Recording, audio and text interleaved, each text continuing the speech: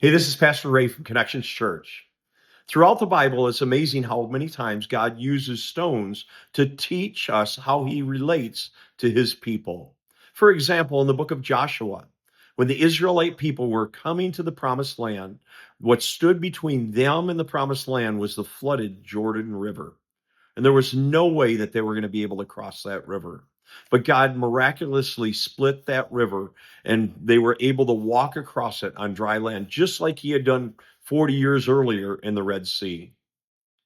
In 2015, I got news that I had to have open heart surgery. Our church was 4 years old, and our elders and leaders got together and we began to pray. How are we going to navigate through this tough trial, not just for myself, but for our church as well?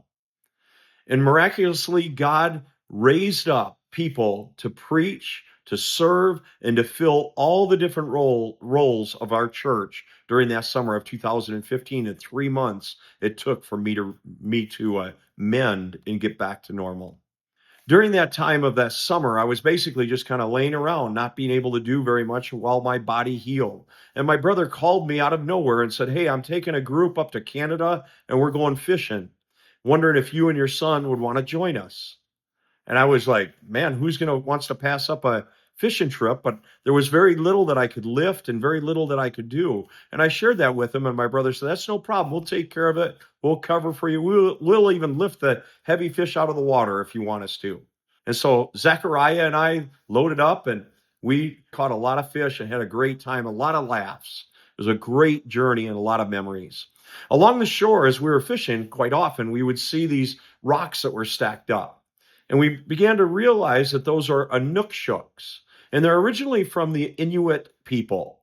And they used them for markers. They marked they guided their travelers, and they warned about dangerous areas. They assisted hunters, and they also marked places of reverence for the people. And these stones were marked all over the place. So we thought it would be kind of fun to grab some of the stones and make our own Inukshuk.